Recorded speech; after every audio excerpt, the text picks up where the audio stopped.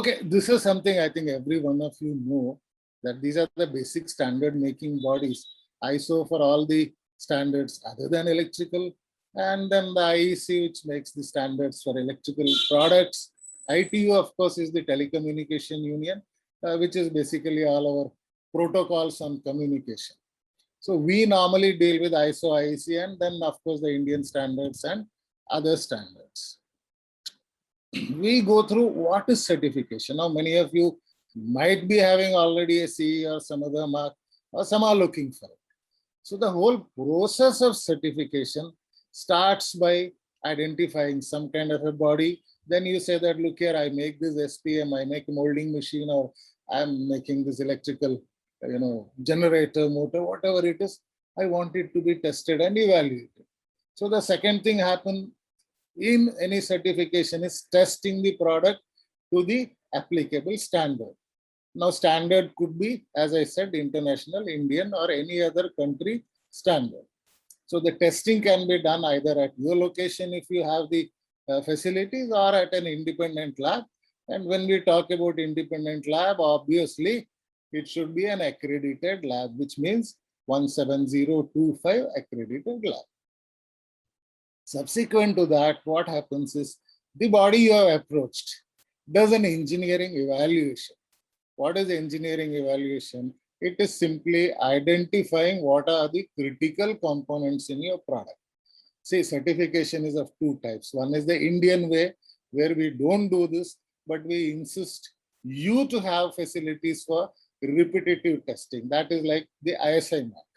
But overseas, once you talk about whether UL or CE or any other certification, the philosophy is that let's control the critical components. And once those components are controlled, we assume that the product would meet the conformity in the times to come. So like most of these critical components are electrical in nature, because what is a critical component? The failure of which can result into a hazard. Electrical hazard, mechanical hazard, ergonomic hazard, EMC hazard, any of them. That is what we will talk later. So like your fuses, your circuit breakers, and plastics, engineering plastics, flammability of those plastics. So there are many components which we consider as critical. So these are all documented in the engineering evaluation. So what happens as a manufacturer, you are bound to use only those components or technically equivalent alternatives. So that's why normally a good agency would suggest you that please put all your alternates right now in pictures, so that later on, when you say that, look, I don't get this particular breaker, I'm using something else, you will have to change those documentation, and obviously all these agencies charge for it. So once that documentation is done, a statement of compliance is issued, and then you can go for certification. Certification basically is using the particular mark. See, like I have shown some of them. End of the day, it's getting one of these marks which are going to be useful where you are going to sell the product, because all countries have a list of regulated products. Like ISI mark, which you see on the top, we have about 200 odd products which cannot be sold in India, either imported or locally made, if it does not carry the mark.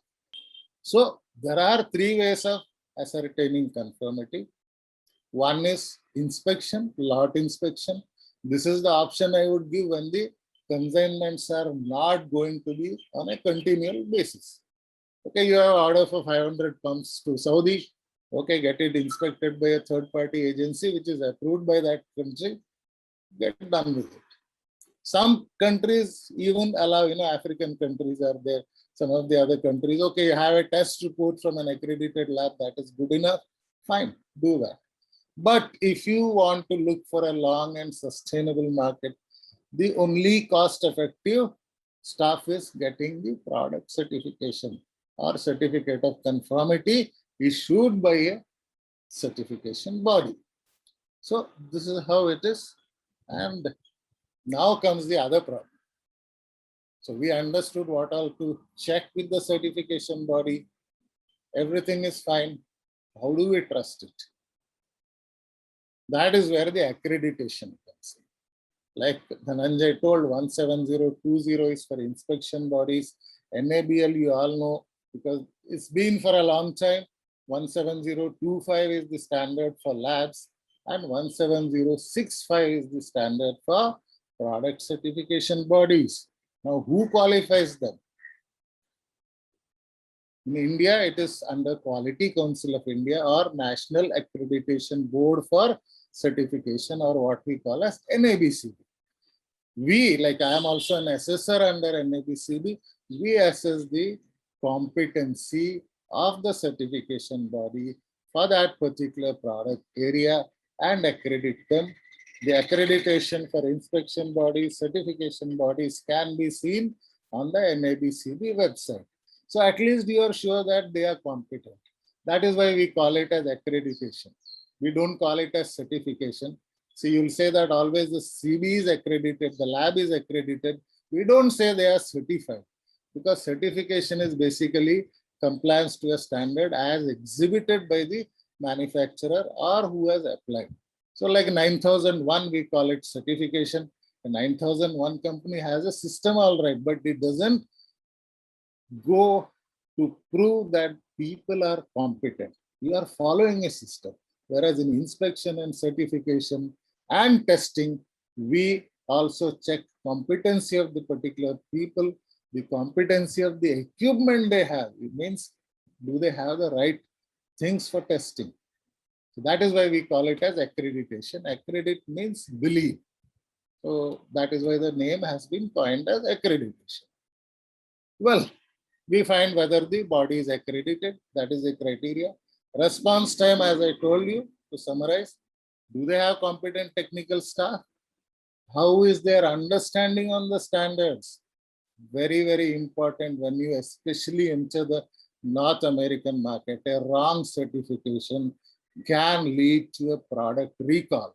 You will see when I talk about North America, because there are agencies other than the CB who do workplace audits, OSHA. And if something is wrong, CB also will have it, and you obviously would lose the market. Facilities in India, very important, because we are a cost, very concerned country of people. So we definitely need to know what is the best option to test it. Authority, yes, I told you, not all certification bodies have people who can come and witness. So ascertain that also, and this cost. So this is a general part I thought everyone should know, because this is where a lot of people suffer, spend money, get a certificate which is useless, then come running back saying that, no, my God, I did all this. No, nobody is accepting this. Or as I said, you jump into that thinking that, okay, this can be done, and the cost goes on increasing. And later on, you find that either you'll have to, it will be like a charity. You are going to donate the product rather than make money out of it, because the certification cost cannot be recovered. Yes, always tie up with the customer. See, there is nothing impossible. American certification is the costliest today, but yes, you have to tell that my product would meet, but this is the cost. Are you willing to pay or share the cost? So look at it from that angle also. So now we jump into the European Union. That is our first part of the program, the CE marking. Okay, you can see the Europe map and some white patches. UK has, I removed it. Switzerland was never a part, though they are the heart of the Europe. They were never a part of CE marking or this conformity. And there are other countries, Chota Mota, right from Turkey onwards, Norway and all, waiting to join. So this is how it all started, with 5 countries initially after the Second World War, started with sharing of coal and then sharing of atomic energy resources, known as the Euratom agreement. From Euratom grew the concept that, why not have certain aspects in place where we could exchange products and services and people, everything across the European Union. And that's how the whole concept was born. So today we have 27 members, and this is what we are trying to, educate or enable you to understand what is exactly the C. Is it conformity European as it stands, or European conformity, or creating confusion everywhere for Chinese exports? Fundamental thing to remember in machinery directive is we have three types of standards: A, B, and C. What are these? A type standards apply across the machinery to all types.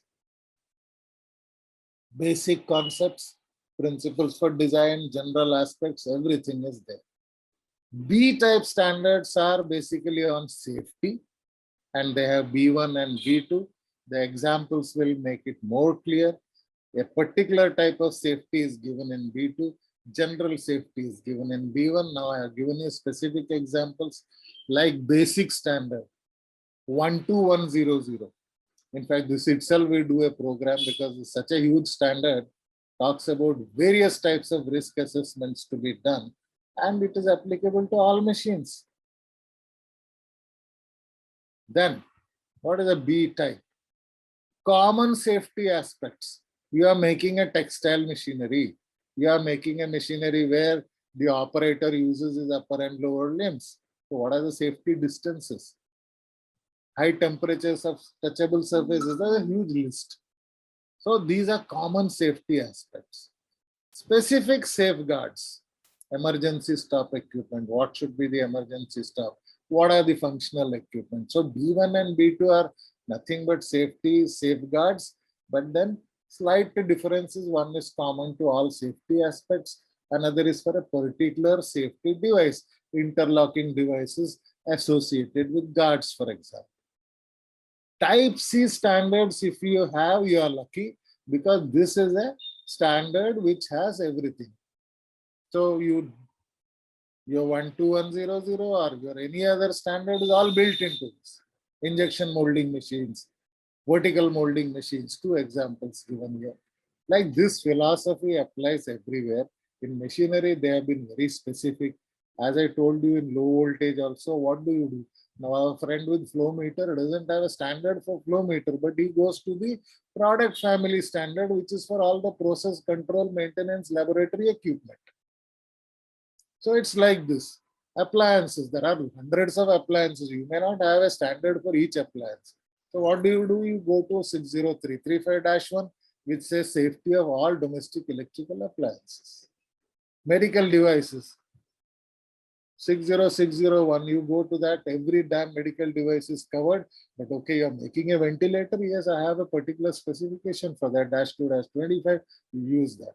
So same philosophy here. Go to machinery directive, again go back to that link, click on machinery directive, look at the standard. It takes some time. It's not that you cannot identify it yourself. Why I am asking you all to do this is, if you do your homework, nobody can misguide you. Certification body गलत भी बोल रहा है तो आपको मालूम पड़ेगा यार ये डॉक्यूमेंट है, यही स्टैंडर्ड है, क्या बता रहा है. Then you throw out that fellow and go to another agency because you know that it's not going to work out. Then comes the material used. Yes, there are standards. Lighting, is it sufficient? Designed to facilitate handling. Requirements are there. Should lift 4 times. That hook should have the strength to lift 4 times its designated weight. Ergonomics, operating positions, seating. 12100 gives, it says you need to also specify the physical characteristics of the operator at certain times. Is he going to lift a load, do something in a particular way? Then maybe his weight, his height, etc. should also be specified. Safety and reliability of control systems and devices, absolutely. Look at the failure of power supply. What would happen? When the power is restored, is the machine going to start on its own from where it left? Is there a likelihood of a hazard? Somebody may be on that machinery or touching a hazardous part, or it's a conveyor, somebody went on that to look at what is there, and suddenly the power comes off and the belt starts moving. Loss of stability, breakup during operation, risk due to falling or ejected objects. So machinery directive is one of the most complicated that way. It's not that it is difficult, but you need a teamwork for that, because no single person can come out with the replies to all this. So suddenly you may get a input from your worker also, sir ऐसा हो सकता है, चलो भाई ऐसा हुआ तो क्या करें, इसको गार्ड लगाना पड़ेगा, या फिर इस पे अगर हो गया कोई पार्ट निकल के आ रहा है ड्राइव से, तो is there any way to stop that? Suddenly the speed goes up when the power supply voltage fluctuation is there. Can we do something? Provide a stabilized power supply? Uncontrolled movements? And all the special requirement, type B standard for guards, interlocking, you need to look at it. Electrical supply hazards, temperature hazards, we measure the temperature, rise and see. So the key parameters, there is a huge list. Radiation, vibration, noise, one of the most common things. Vibration and noise we always measure. Vibration should not be too much that it is disturbing the neighborhood. Noise, we all know what is the limit, 80 dB. More than that, yes, I cannot, make the machine silent, but I can at least say that, yes, there should be ear protection within the machine vicinity. So, maintenance also is an important part. When the operator or the maintenance guy gets into the machine, what risks he is undergoing? Is there power supply to that part? Or the emergency stop only stops the machine, but there is a low voltage supply coming. Low voltage means 230 volts to the HMI interface, and likelihood of maintenance guy getting a shock. Risks can never be taken off, whether it is any machinery or medical or whatever it is. There is always a residual risk, and we have to live with it. But warning of that residual risk is required either on the machinery or in the operator manual. We need to say, that is why everything cannot be given. Your machinery won't be seen. So we have a very simple, nice symbol of that exclamatory mark inside a triangle, which makes it mandatory. Here, read instructions before use. Now, in the next half an hour, we quickly go through what happens when you want to sell the product in North America and finally the Gulf market. See, North American safety started with electrical safety. Lot of fires in late 1890s, which prompted the insurance guys to ask somebody to write the standard, because they were paying heavily. Every damn fire insurance is there and they have to pay. So insurance underwriters, this is a terminology used in insurance, underwriting the liability. That is how Underwriters Laboratories or UL was born. They started writing safety norms, and for many, many years, 50 years, that was the only accepted lab. That is why people still ask, UL mark, because it was the only place. 1970, another agency, MetLab, filed a case and won it. That is how the OSHA and the NRTL program was born. Occupational Safety and Health Administration became the accreditation body, and then they started what is known as accrediting test facilities and certification bodies. And these are all the links I have provided. You can go there and find out what are the certification bodies allowed in US. Another main difference with the US market is that, unlike in India, we have the Bureau of Indian Standards writing down standards. We have associations there. All these ASHRAE, IAMPO, ASTM, ASME, Water Works Association, they write the standards. And these standards, when they are made as American standards, you get an ANSI prefix, American National Standards Institute, ANSI UL standard, ANSI ASTM standard, means this is not only a ASTM standard, it is an American national standard. So NRTL, yes, is a third party organization, independent lab and all that blah blah you can read, nothing to say that. Only difference is that there are products which are certified, listed, approved, accepted. So there are little different criteria here. What is that? We will just see. We'll take up the example of UL only and see. And this again, the website gives what are the recognized testing sites and all that. So you can go and find out what is the laboratory program and what are the laboratories also you can see. Test standards, current list of NRTLs. So you can, each one of them you can click and see. It's not only just UL or CSA, we have ARL, DECRA, MET, FM, and each of them when you go, you will see what they are competent for. So this is how we go back and find out.